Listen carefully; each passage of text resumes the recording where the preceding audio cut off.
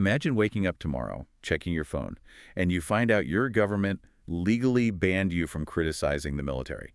Just overnight, like out of nowhere. Yeah, overnight. No trial, no public debate, just a sweeping executive decree. Right. And then you dig into your own theological tradition, and it looks like it instructs you to submit to that very decree. I mean, that is a terrifying situation for any citizen to wake up to. It really is. So welcome to Reform Thinking. We're taking a deep dive into this today, really tearing into the murky waters of civil liberties during an existential crisis. It is such a critical topic. We are looking at what happens when a nation fights for its life, and you, the citizen, have to figure out if the emergency rules keeping you safe are actually, building a cage around you. That is the core tension we are dissecting today. Because when a society faces a literal invasion, obviously the rules change. Sure, they have to. But the question is how far those rules can bend before the society breaks its own soul. We are looking at a huge problem, which is how a free society fights off an authoritarian military threat without adopting the tyrannical methods of its enemy. And we have a really fascinating stack of sources to help us answer that. We do. The first source is a political analysis titled The Emergency Test. This text examines Ukraine's martial law policies and media restrictions during the ongoing conflict with Russia. Which is very much a real-world, real-time crisis. Exactly. Precisely. Yeah. And our second source brings a completely different but really complementary angle. It is a theological treatise titled The Sword and the Word. A total shift in perspective, but dealing with the same reality. Right. This document looks at civil governance through the lens of Reformed Christian theology, specifically analyzing the Apostle Paul's letter to the Romans. The gravity of this inquiry for you, the listener, cannot be overstated. No, it really impacts everyone. Understanding the boundaries of state authority equips you to recognize the line between lawful governance and creeping statism. Because, if you do not know where the boundaries are, you will not notice when they disappear. Spot on. But before we go any further, let's establish a clear baseline for our discussion today. Good idea. Both of these sources contain specific perspectives on international conflicts and theological doctrine. Our goal on Reformed Thinking is to impartially analyze the provided texts. Right. We are just the messengers here. Yet we are offering you a clear window into these concepts without taking a personal side on the politics or the theology.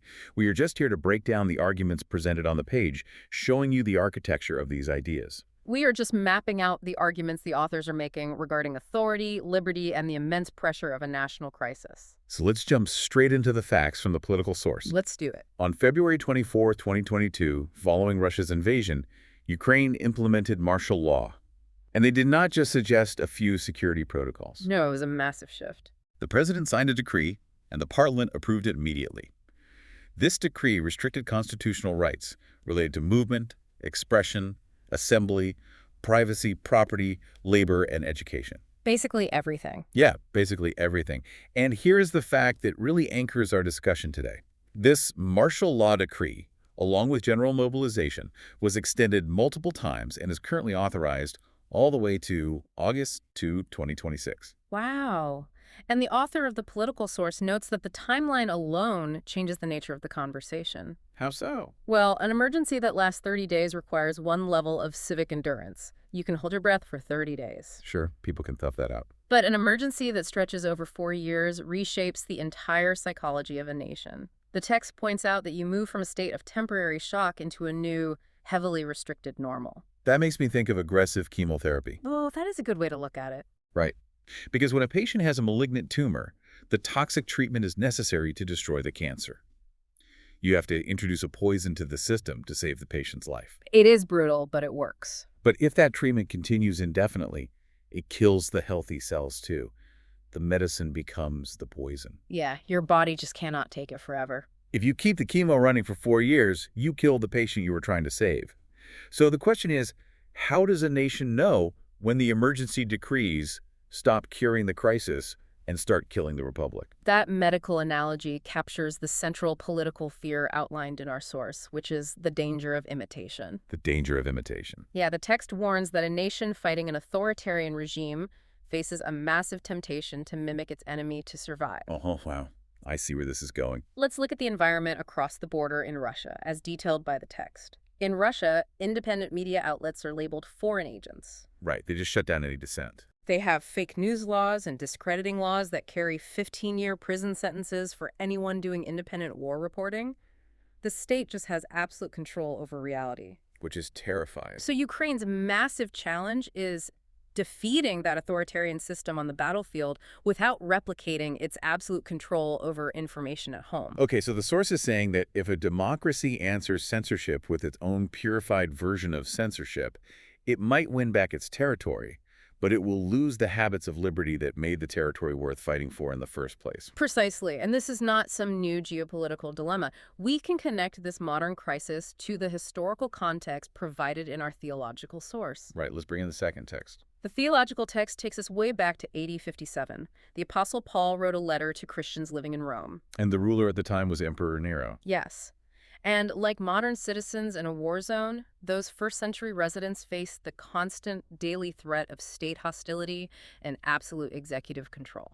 Nero was not exactly known for his checks and balances. Understatement of the year. He possessed the capacity to destroy anyone who crossed him. Okay, well, I have to push back on this right away. Go for it. Because if I am reading this text and I see that first-century Roman Christians were living under an autocracy that demanded absolute loyalty, a state that would eventually light Christians on fire to illuminate Nero's gardens, why on earth did Paul instruct them to submit to the higher authorities in Romans chapter 13? It sounds totally contradictory, right? Read that, and it sounds like a blank check for tyranny. It sounds like the text is telling citizens to just shut up and obey whatever the dictator says. It is a really jarring command on the surface, yes. And the theological source spends a great deal of time clarifying the context here. Okay, what is the context then? Paul's command to submit was meant to accomplish two very specific things in that historical moment. First, it was meant to prevent lawless, violent insurrection. Like an armed uprising. Exactly. During that era, there was a radical faction known as the Zealots. The Zealots believed that the only way to honor God was through armed rebellion against Rome. They engaged in assassinations and guerrilla warfare. Oh, so they were an active, violent insurgency. Yes, so Paul was drawing a hard line, ensuring the gospel was not conflated with a violent, physical insurgency. So Paul is trying to say, we are not the Zealots. We are not here to overthrow the government with daggers in the marketplace. That is right. But the second reason is even more nuanced. Submitting to civil laws in a peaceable, orderly way was a method of proving that the emperor was not divine. Wait, how does obeying the emperor prove he is not a god? That seems counterintuitive. I know, but the logic in the text is brilliant. The Roman imperial cult demanded worship. They wanted citizens to view the emperor as the ultimate source of reality and salvation. Right, they thought he was literally a deity. By obeying standard civil laws, paying taxes, respecting property lines, keeping the peace, the early Christians were demonstrating that they were good citizens who respected order. Okay, I follow that part. But they did this while explicitly stating that God instituted that order. They were saying, we obey the law because the creator of the universe ordained civil order, not because you, Nero, are a deity. Wow. It placed God firmly above the emperor in the hierarchy of jurisdiction. That completely flips the script. By being lawful, they were actually limiting the emperor's status. They were defining him as a middle manager in God's universe, rather than the CEO. That is a perfect way to phrase it. If you are listening to this and watching global conflicts unfold on the news, you are witnessing this ancient tension in real time. You are watching the struggle to maintain civil order and survive a military threat without surrendering the soul of the nation to the state. Because the state perpetually wants to blur the line between national survival and total ideological compliance. Always. The theological text argues that human depravity infects the halls of parliament and presidential palaces just as surely as it infects the hearts of individual citizens. That brings us to the specific wording used in Romans 13. The theological text goes incredibly deep into the Greek grammar here, and it focuses heavily on the Greek term exousia. Yeah, that word is key to the whole argument. Why does the source isolate this specific word when analyzing state authority? The linguistic distinction carries the entire weight of the author's argument. Exousia translates to delegated authority or lawful jurisdiction. Delegated authority. Huh. Right. It contrasts sharply with another Greek word used at the time, dynamis, which means raw physical force or brute might. Oh, interesting. By purposefully using exousia, the text insists that the state is stripped of any claim to absolute autonomy. Let me make sure I'm grasping the practical difference here. Yeah. Dynamis would be like a mugger in an alley holding a weapon. Yes, exactly right. He has the physical force to take your wallet, but he has no moral or legal right to do so. Exousia would be a judge in a courtroom. The judge might not have a weapon in his hand, but he has the lawful jurisdiction to issue a ruling. That is an accurate breakdown. The theological source is stating that the government's authority is not inherent to the government. It is not a blank check. No, the state did not create itself, and it does not generate its own legitimacy. The authority is strictly leased from God. It is a derivative authority, restricted to a specific scope. The text also highlights another term that must have sounded wild to a Roman audience, which is diakonos, that translates to servant or deacon. Yeah, imagine telling the emperor he is a deacon. It is staggering to think of a Roman emperor or a modern wartime president, for that matter, being referred to as a mere domestic servant. It was a massive rhetorical blow to imperial pride. Paul deliberately bypassed all the secular high-sounding titles of supreme majesty. He didn't call him lord or sovereign. No. By calling the magistrate a diakonos, the text essentially tells the ruler, you are not the master of the house. You are the staff hired to keep the floors clean and the doors locked. I think of it like a security guard hired by the owner of a massive apartment complex. That is a great analogy. Let's build on that. The guard is given specific tools.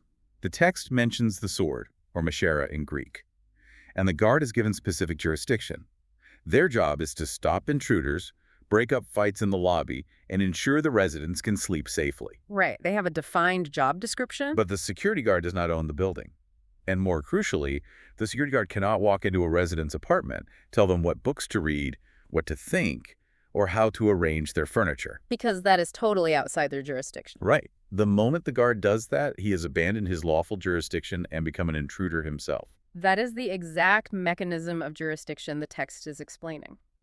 Now, if we apply this theological concept of least jurisdiction back to the political sources analysis of martial law, the parallels are striking. How so? The political text argues that for emergency restrictions to be legitimate, they must follow what it calls the discipline of limits. The discipline of limits. Yes. A government cannot just yell emergency Yeah. and do whatever it wants. The restrictions must be lawful, public, necessary, proportionate, and temporary. Let's break down what that actually means on the ground. The political source says these requirements are not just bureaucratic rituals.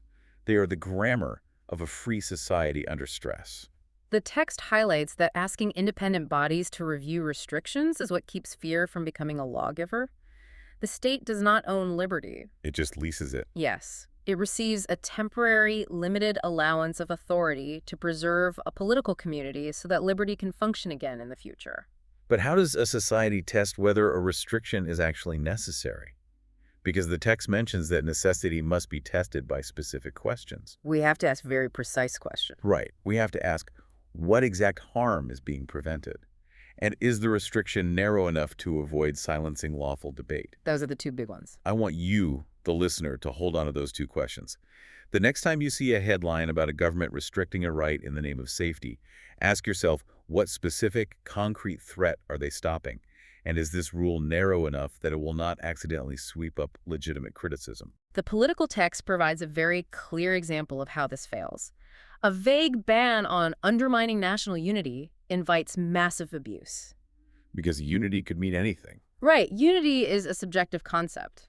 It can be interpreted as anything from maintaining general civilian morale to requiring strict vocal loyalty to the incumbent president. Which is dangerous. When a law is vague, it transfers control from the written statute to the mood of the official enforcing it. So if a citizen posts an article criticizing the military supply chain, an official could say, you are undermining national unity, so we are shutting you down. Exactly. But wait, if the state shouldn't use vague terms like unity to shut down speech, how do they actually handle the flow of information during a war? That is the million-dollar question. Because the political source notes that modern conflicts are fought heavily with propaganda, forged narratives, and cyber operations. It mentions that Ukraine's initial response to the invasion included consolidating major television channels into a single, government-controlled United News platform. Yes, the state recognized that the information space was a battlefield. They became a central actor in the media landscape to counter Russian propaganda and to manage the initial overwhelming panic of the invasion. I'm going to play devil's advocate here for a second. Okay, let's hear it. If a coordinated foreign information campaign is actively trying to divide citizens, exhaust allies, and spread fake surrender orders, doesn't the state have a moral obligation to tightly manage the news? That is the standard argument for wartime censorship. Right, because if I am living in a city under siege, isn't a single unified message from the government actually safer for the population? Letting 100 different channels broadcast conflicting reports sounds like a recipe for total chaos. The political source anticipates that exact argument. It addresses the tension by breaking down wartime speech into 4 distinct categories. Okay, 4 categories. The text argues that democracies must never blur the lines between these categories, even when the bombs are falling. Let's walk through these 4 categories, because this seems like the filter every citizen needs. Category 1 is operational secrets. This includes troop movements, the specific locations of weapon systems, or the logistics routes for resupplying the front line. The text agrees it is completely legitimate for a government to restrict this information. That makes perfect sense. No one is arguing that freedom of speech means a journalist gets to publish the exact GPS coordinates of an air defense system. That is just giving the enemy a targeting map. Right, that is just basic security. Now, category 2 is enemy-directed propaganda. Define that. This is not just a bad opinion. This is coordinated, deceptive, foreign-backed messaging designed specifically to assist the physical aggression. It is a psychological operation funded by the adversary. So, active psychological warfare. Yes. The text says a state may investigate and sanction this activity when the evidence of foreign coordination is real. So if a foreign intelligence agency is funding a fake news website to tell citizens the Capitol has fallen when it hasn't, the state can shut that down. Yes. Category 3 is where things get complicated, though. What is Category 3? This is false information spread by ordinary citizens in a state of panic or ignorance. Like a terrified mother posting on social media that the grocery stores in her town have completely run out of food, even though there is a delivery truck arriving in an hour. Yes, perfect example. She's not a foreign agent. She's just scared and misinformed. Exactly. The text argues this third category is best handled by rapid, authoritative correction, not by punishing the panicked citizen. You don't lock her up. No. If you arrest the terrified mother, you do not stop the rumor, you just create resentment and fear toward the state. The government should flood the zone with accurate information to correct her mistake. And what is the 4th category? Category 4 is dissent. This includes harsh criticism of civilian leaders, questioning mobilization policies, or exposing corruption within the military ranks. This category must remain fiercely protected, even in wartime. But the autocrat's trick, as the source points out, is taking that 4th category dissent and labeling it as Category 2 enemy propaganda. That is the defining hallmark of an authoritarian regime. They conflate criticism of the administration with treason against the state. And the theological text speaks to this too, right? Yes, it aligns with this completely. It states that a government loses its moral legitimacy when it uses emergency decrees to silence the exposure of internal corruption or to suppress truthful speech. Because that violates their least jurisdiction. Yes. The state's moral mandate, leased from God, is to punish actual evil and protect the good. When a state starts punishing citizens for exposing corruption, it is operating wildly outside its jurisdiction. The political text uses a phrase that I cannot stop thinking about. It says, truthful pluralism strengthens morale more than managed unanimity does. That is a brilliant line. It goes against every instinct of a wartime PR department, but the text unpacks why it works. Treating citizens like adults builds incredible credibility. It treats them with respect. If a government admits a military setback when hiding it no longer protects operations, and if it allows independent journalists to verify its claims, the government builds the trust it desperately needs. Yes. When they finally do need to ask the public to trust a secret, the public will believe them.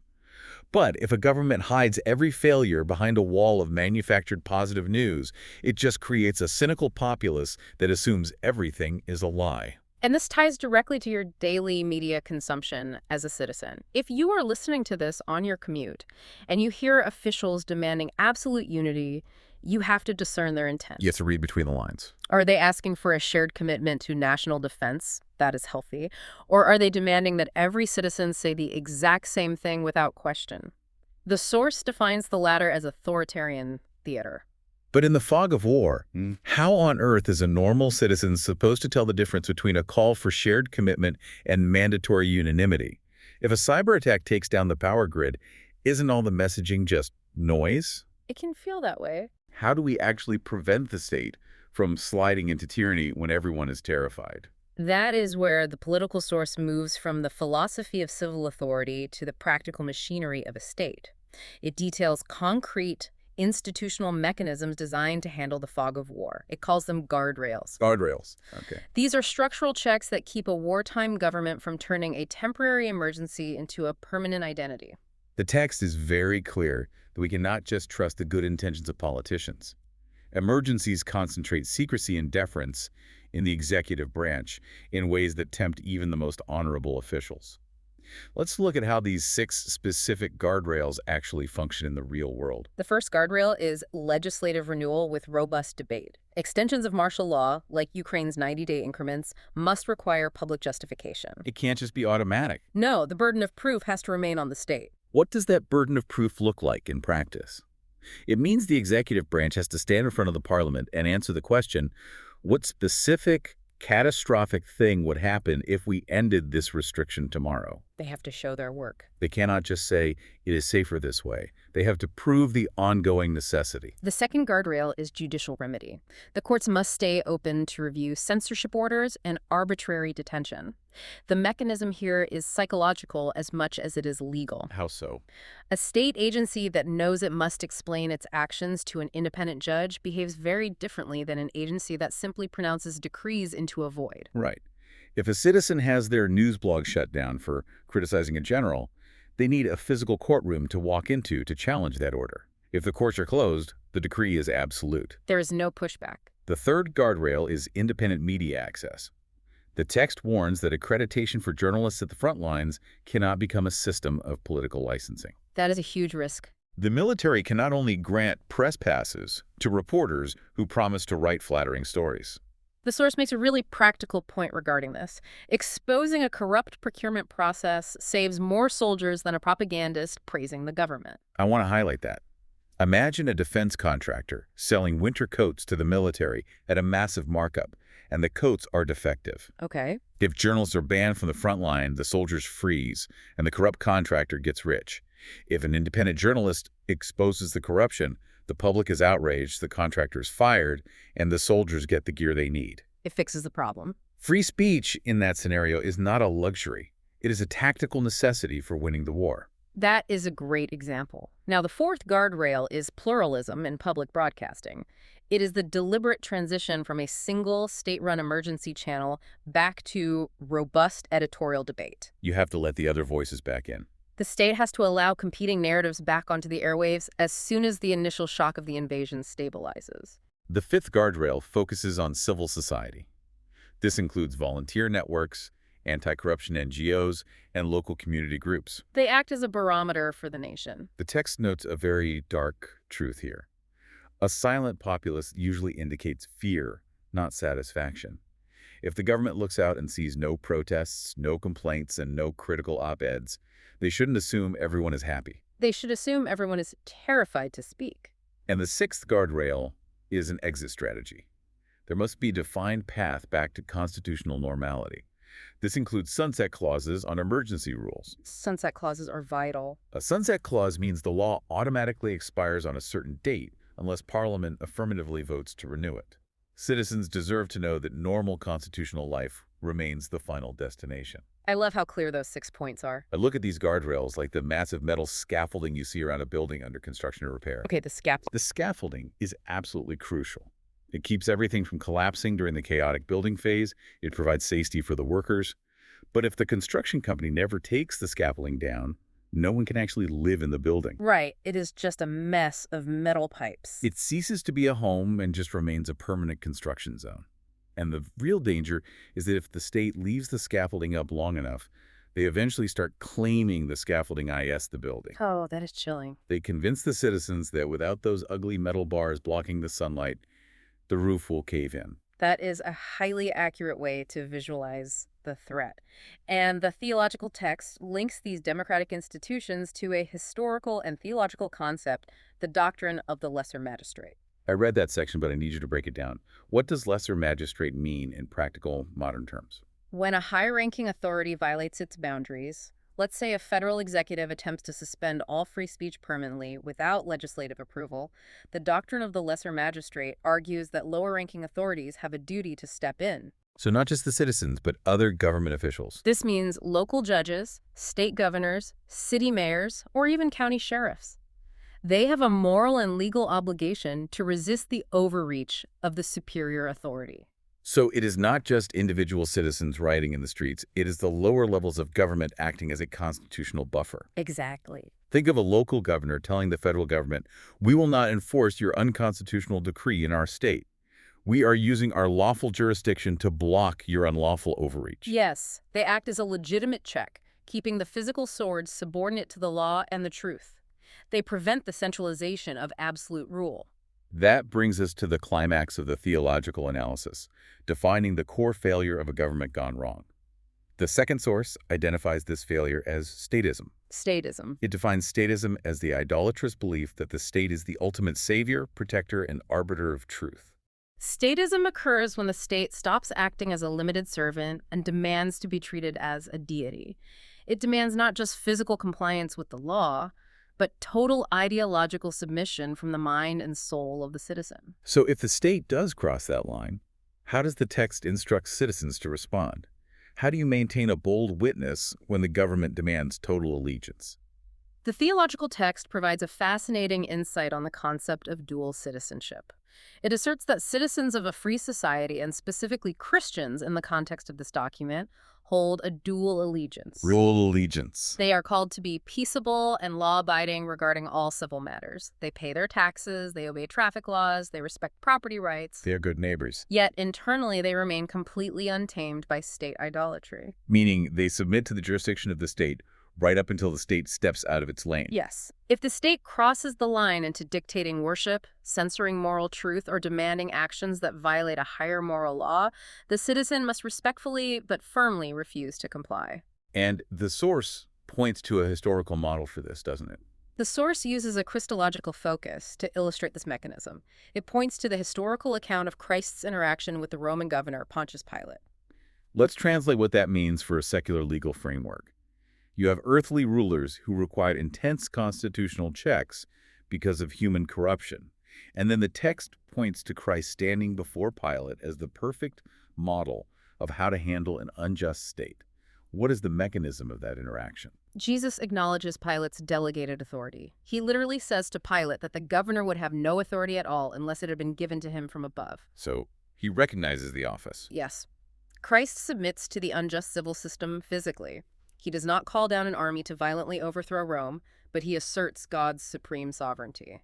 That is a fine line to walk. The text presents this as the perfect model for navigating an unjust civil system, recognizing the source of the state's limited jurisdiction while flatly refusing to grant it absolute ideological submission. That interaction really exposes the absolute limits of the physical sword. The theological text presents a huge contrast here. The civil magistrate uses a physical sword to restrain outward physical evil. Because that is all a sword can do. A government can stop a riot with police, it can repel an invading army with missiles, but this physical tool cannot regenerate a society. A sword cannot change human hearts or force a population to genuinely love the truth. True societal survival, according to the source, relies on an inward reality brought about by truth. No military victory, no matter how decisive, and no emergency decree, no matter how strict, can achieve that inward change. You cannot legislate a clear conscience. No. A state might successfully secure its physical borders against an invasion, but if it uses its sword to suppress the truth and crush the conscience of its people, it destroys the soul of the nation it was trying to protect. We have covered massive ground today. We have analyzed the 4-year extension of martial law in Ukraine, the temptation of democracies to mimic autocracies, the Greek grammar of Romans 13 differentiating lawful jurisdiction from raw force, and the practical necessity of institutional guardrails. It is a lot to take in. And what strikes me is that whether we are looking through a modern democratic political lens or a historical reform theological lens, the conclusion points in the exact same direction. The conclusion is undeniable. The state is a temporary steward, not an absolute master. Emergency decrees must never become a permanent way of life.